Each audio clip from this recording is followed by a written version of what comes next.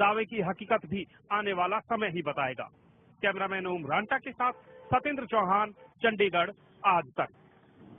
सबसे धनी माने जाने वाला राज्य पंजाब आखिर कंगाल कैसे हो गया?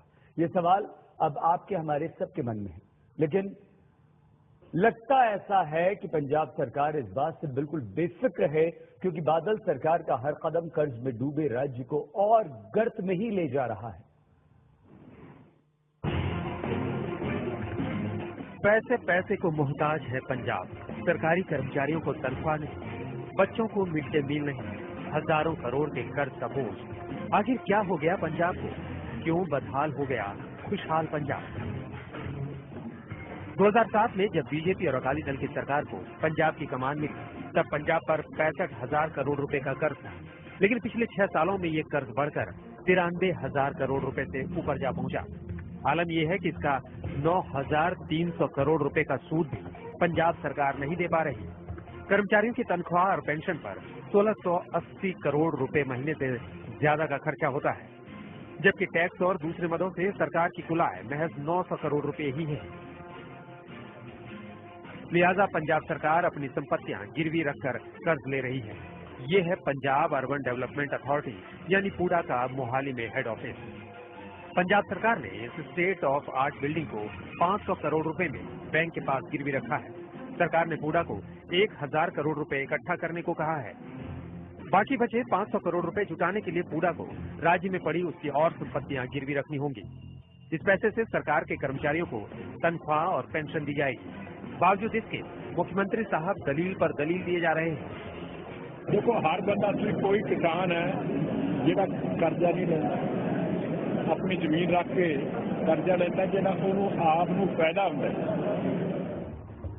सवाल यह है कि किसी जमाने में देश का सबसे धनी राज्य कंगाल कैसे हो गया?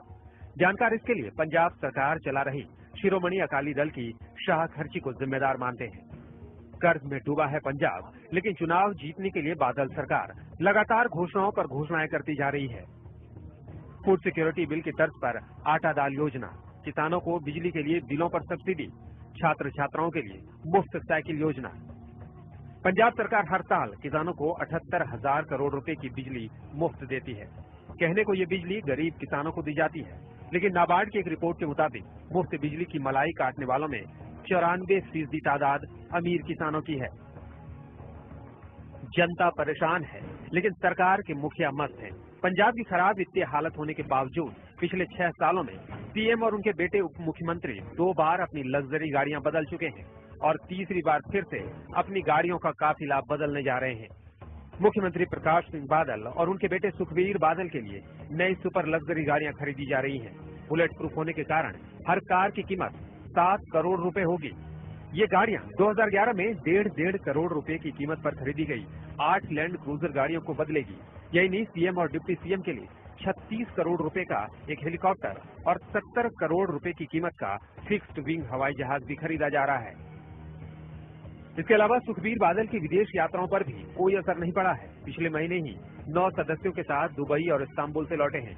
हजारों करोड़ के कर्ज के बाद भी शायद इतनी फिजूल खर्ची कम पड़ गई थी। इसलिए 16 सितंबर से पंजाब सरकार आटा दाल योजना के तहत राशन लेने वालों को 30,000 रुपए का हेल्थ कवर देने जा रही है और 1 अक्टूबर को 1.5 लाख छात्राओं को भी मुफ्त साइकिल बांटेगी। आमदनी अठन्नी और खर्चा करोड़ों रुपया, ये कहावत पंजाब सरकार पर बिल्कुल ठीक बैठती है। भले ही सरकार के पास देने के लिए तनख्वाह नहीं हो, भले ही सरकार के पास करोड़ों रुपए का कर्ज हो, लेकिन वादों और ऐशो आराम, इन चीजों में कभी भी कमी नहीं आनी चाहिए। कम से कम पंजाब सरकार की सोच यही है। कैमरामैन ओम रांटा के साथ सतेंद्र चौहान, चंडीगढ़, आज तक।